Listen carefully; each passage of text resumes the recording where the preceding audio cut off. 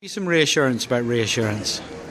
Okay, reassurance I think is one of those interventions which is quite easy to misunderstand and quite easy to assume, oh well, we do that already. That's because reassurance is so integral a part of the acute inpatient psychiatric nurse's role.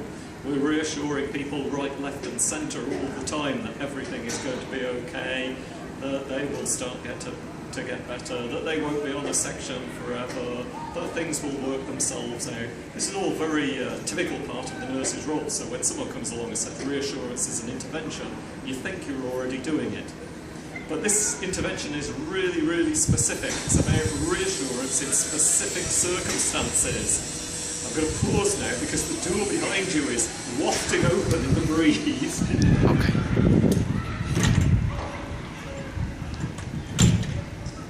Okay, we can snip that part out in the editing suite. That Okay. will fall to the floor. Okay. Where was I? Reassurance is something that's really, really specific, and it's about reassuring patients, generally patients on ward, in specific circumstances. So when something potentially frightening has happened, something potentially frightening for patients, not something potentially frightening for us, something potentially frightening for patients, that can involve things like just a little bit of shouting at night that suddenly wakes somebody up, for example, or right the way through to a patient on the ward being manually restrained, or some shouting going on from a patient to a nurse, or about somebody coming back from leave potentially and being drunk or intoxicated.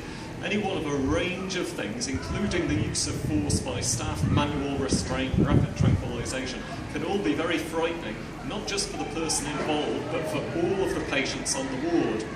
So reassurance is about going around after those events and reassuring all of the patients on the ward who might have overheard or seen part of what's gone on, maybe misinterpreted it, or maybe not necessarily understood the context of it, or without necessarily really realising that the staff would still be there to protect them. So it's about picking up on those circumstances and going around and giving some kind of explanation to all of the patients on the ward and reassuring them that the staff there are there to help them, to aid them and to support them. So it's not just generic reassurance, it's specific reassurance in these circumstances. And that's the central idea that we need to get hold of and use.